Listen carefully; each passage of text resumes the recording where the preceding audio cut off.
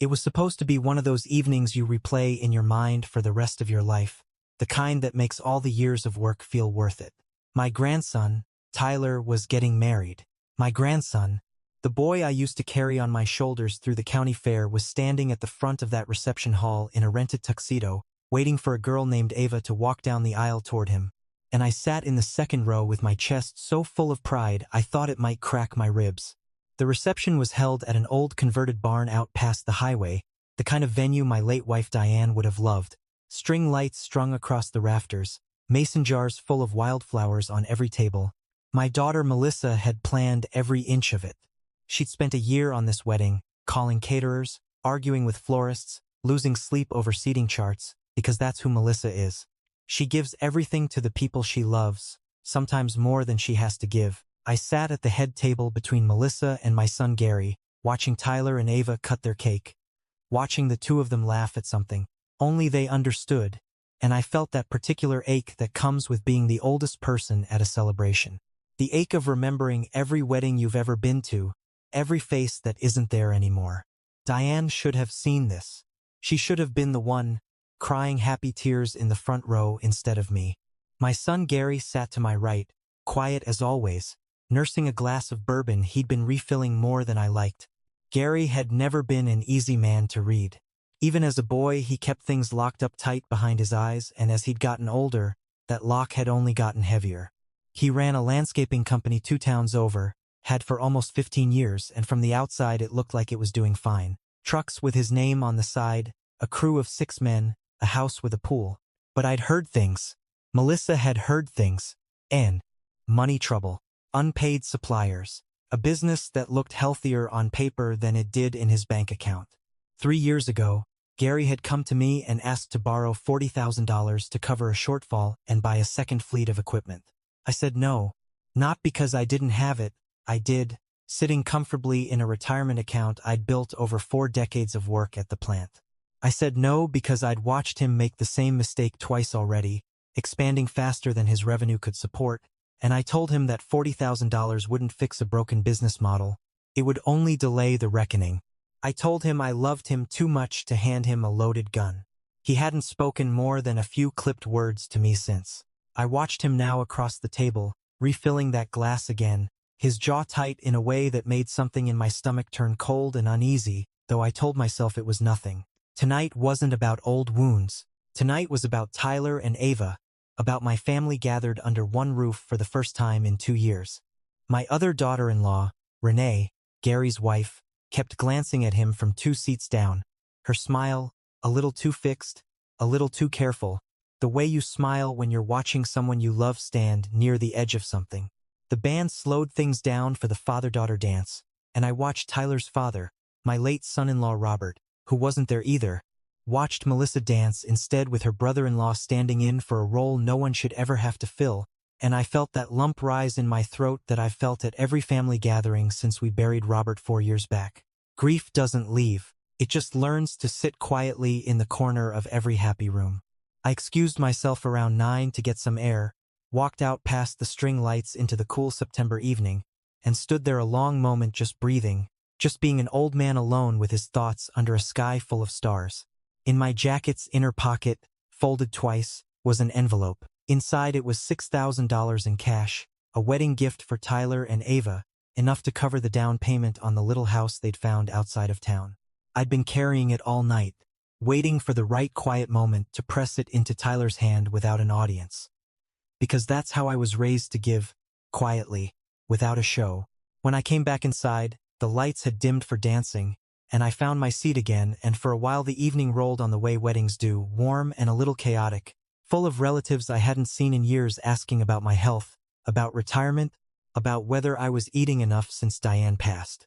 It was somewhere past 10:30 when Gary stood up so fast his chair toppled backward onto the barn floor with a crack that silenced the nearest tables.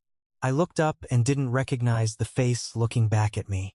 Gary's cheeks were blotched red, his eyes glassy from the bourbon, but underneath the drink there was something colder, something that had clearly been building for hours, maybe for years, and was only now finding its moment. "Somebody in this family," he said, loud enough that the band actually stopped playing, loud enough that 200 wedding guests turned to look, just stole $800 out of my wallet. The silence that followed had a texture to it, thick and suffocating. Melissa's hand found my arm under the table. I had it folded in my jacket. Gary went on, his voice cracking with something between fury and humiliation. $800, cash, for the DJ and the bar tip tonight. I checked it an hour ago. It's gone. It's gone. It's, Gary, Renee said quietly, standing beside him, her hand on his sleeve. Please, not here. Not tonight. We can figure this out quietly. He shook her off.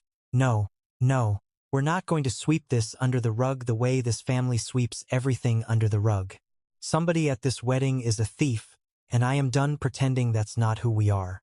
I felt every eye at our table swing toward me before he'd even said a word, because everyone in that room, everyone, knew what had happened 3 years ago, knew the shape of the grudge Gary carried, and I understood in that instant that whatever was about to happen, I was already cast as the villain in it.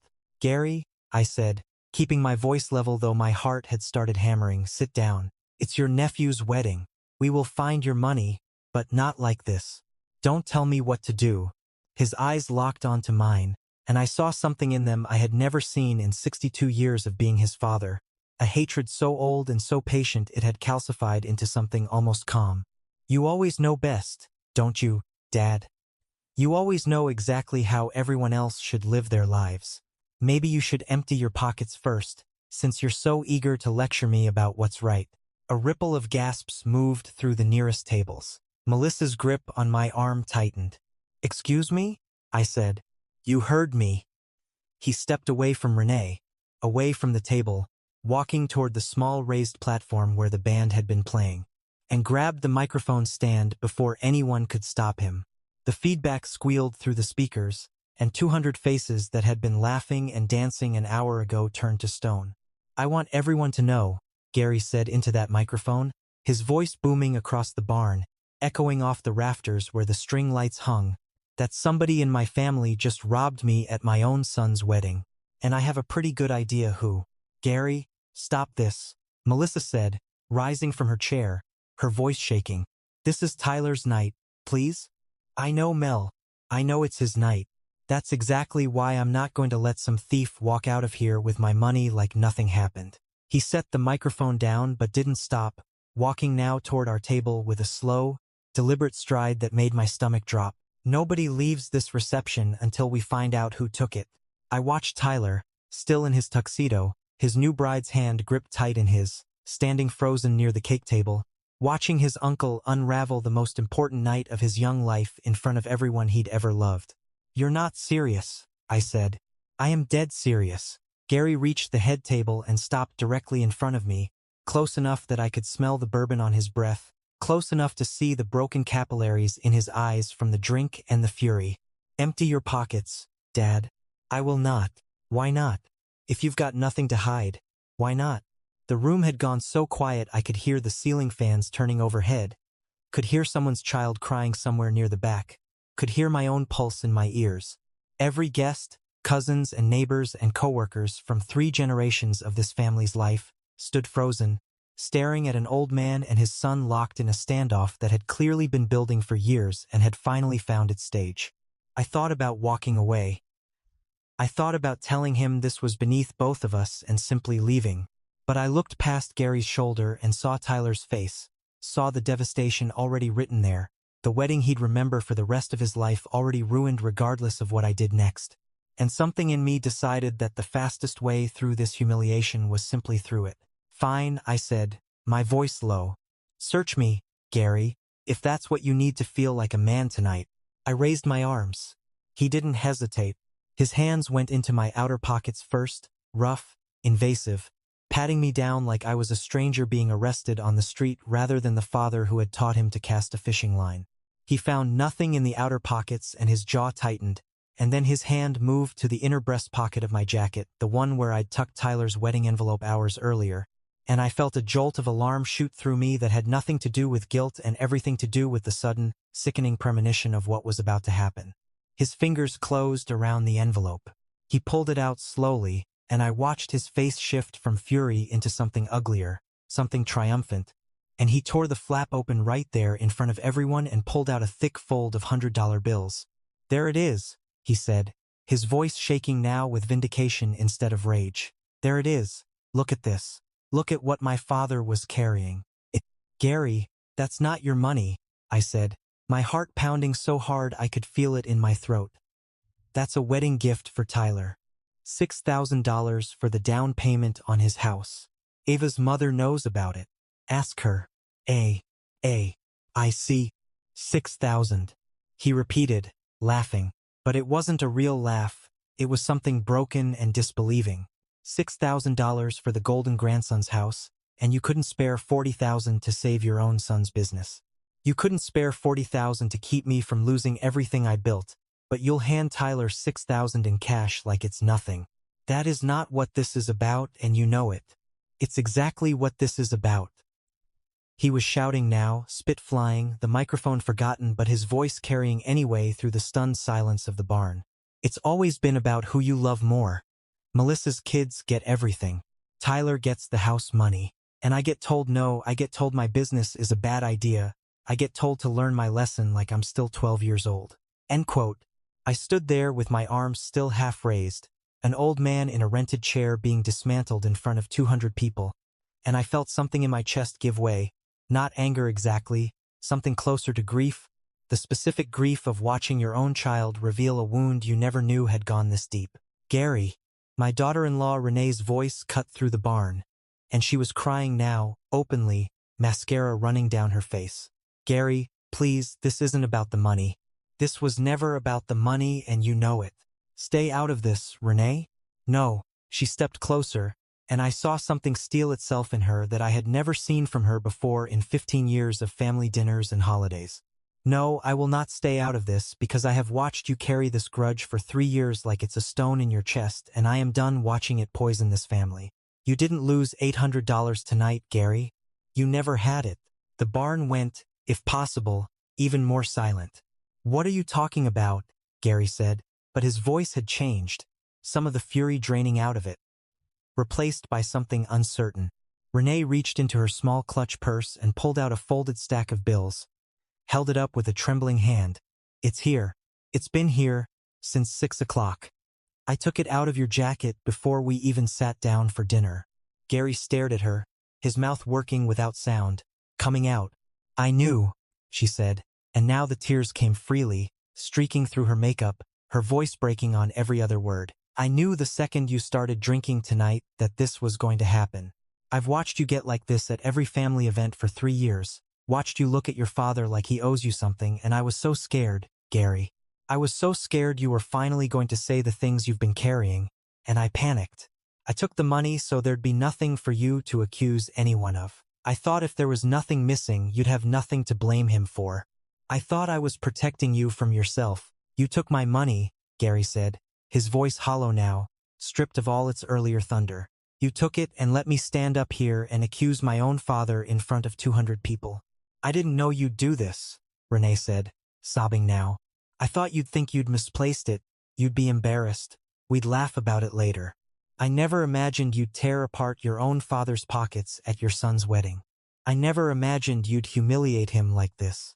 I was trying to stop a disaster, and I think I caused one instead." I stood there between them, the torn envelope still in Gary's other hand, Tyler's wedding money spilling loose, and I felt the entire architecture of the evening collapse into something none of us could have predicted an hour earlier. "Why," I finally said, and my voice came out quieter than I meant it to, quieter than the rage I probably had every right to feel. "Why would you think I owed you an explanation for how I spend my own money, Gary? Why would you think humiliating me in front of your nephew, in front of Ava's family, in front of people who have known me 40 years would ever fix whatever it is you think I broke in you?" Gary's face crumpled, the anger finally burning itself all the way down to something raw and exposed underneath. "Because you never once told me you were proud of me," he said, and his voice cracked completely on the word proud. "Not once. Not when I started the business. Not when I made payroll for the first time. Not ever. You told Tyler he was smart for going to college. You told Melissa she was a wonderful mother. And you told me my business was a bad idea and you said no, and that no is the only thing I've ever really heard from you my whole life. The barn was so quiet I could hear the wind moving through the rafters. I said no to the loan, I said slowly, because I watched you nearly destroy yourself once already trying to grow too fast, and I couldn't bear to watch it happen twice. I said no because I loved you, Gary. Not because I didn't. You never said that part, he whispered. You just said no. I felt the truth of that land somewhere deep in my chest, a truth I hadn't wanted to look at directly in 3 years. Maybe I had failed to say the thing underneath the no. Maybe an old man's silence had done as much damage as a young man's rage. It was Ava, the bride, still in her wedding gown, who finally broke the standoff. She walked from where she'd been standing frozen near the cake table, crossed the entire length of that silent barn in her white dress, and put her hand gently on Gary's arm. Uncle Gary, she said softly, I only met you a few years ago, so maybe I don't have the right to say this. But my dad died before I ever really got to know him as an adult, and I would give almost anything for one more argument with him, one more chance to hear him wrong instead of missing him being right. You still have your father standing right in front of you. Please don't let tonight be the night you lose him too, over money that was never even gone. Gary looked at her, this young woman he barely knew, tears finally spilling down his own face, and something in his shoulders gave way entirely. He set the torn envelope down on the table, gently now, and turned to me. Dad, he said, and his voice was smaller than I had heard it since he was a boy. I am so sorry. I don't even know how to begin to be sorry enough. I looked at my son, really looked at him, past the bourbon and the years and the grudge, and I saw underneath all of it the same little boy who used to wait by the door for me to come home from the plant, who used to run out to meet my truck in the driveway. I stood up slowly, my knees aching the way they always do these days, and I opened my arms, and Gary walked into them the way he hadn't in 3 long years, and I felt him shaking against my shoulder. I have never once been anything but proud of you, I said quietly into his ear, so only he could hear it. I was proud of you the day you started that business with nothing but 2 mowers and a borrowed truck. I have just been a stubborn old man who forgot that saying no to a loan is not the same as saying yes to your worth. I am sorry I let you believe otherwise for even 1 day, let alone 3 years. Around us, I heard the barn slowly exhale, heard scattered applause, start somewhere near the back, and spread through the room the way relief spreads through a crowd that has been holding its breath together. The band, God bless them, picked their instruments back up and eased into something soft, and Tyler crossed the floor to fold his father and his grandfather both into one embrace, and Ava's mother quietly ushered the caterers back into motion, and somehow, impossibly, the wedding kept going. Later that night, after most of the guests had gone home and it was just family left cleaning up the last of the tables, Gary found me sitting alone outside under those string lights where I'd stood earlier with Tyler's envelope in my pocket. I want to pay you back, he said, sitting down beside me. For the embarrassment. For all of it. Time. You don't owe me money, son. You never did. I put my hand on his shoulder. What you owe me is what I owe you. The truth. Said out loud. Before 3 more years go by. I am. He nodded, wiping his face with the back of his hand, looking older and younger at once in the soft glow of those lights. For what it's worth, I said, the landscaping business. I looked at your numbers again last spring. Renee sent them to me. I don't think you knew that. You've turned it around, Gary. You did it yourself, the hard way, exactly the way I hoped you would when I said no. And I should have told you that months ago instead of waiting for a night like tonight to force it out of both of us. He let out a broken laugh, somewhere between a sob and relief. I really made a fool of myself in front of 200 people. You did, I agreed. But you also told the truth, even if it took an ugly road to get there. I have found in 80 years of watching this family that the truth almost always arrives that way, dragging its feet, showing up uninvited and inconvenient. It rarely walks in politely and sits down. Then, it usually kicks the door open. We sat there a while longer, father and son, saying very little else, because sometimes the years of silence between 2 people can't be undone with words, only slowly, patiently, with time and the choosing, again and again, to stay in the room. Renee and Gary went to counseling after that, both of them, something Renee told me later she'd been asking him to do for 2 years and he'd always refused, too proud, too afraid of what he might have to admit sitting in that chair. He finally admitted it that night in front of 200 witnesses, whether he meant to or not. Tyler and Ava kept the torn envelope, taped back together. As a strange little memento of their wedding day, a reminder, Ava told me once that even the nights that go sideways can still end in something true. As for me, I think about that evening often, the barn, the string lights, the silence that fell over 200 people when a son accused his father of something neither of them fully understood at the time. I have come to believe that most family wounds are never really about the thing that finally makes them bleed. The $800 was never about $800, just as my no had never really been about the $40,000. We spend years circling the true wound, throwing accusations at each other that are stand-ins for the words we don't yet have the courage to say. If I could tell my son one thing now, I would tell him what I should have told him 3 years ago before it ever reached that microphone, before it ever reached that torn envelope. That love, sometimes, looks exactly like a hard no spoken by someone who is too afraid to explain themselves.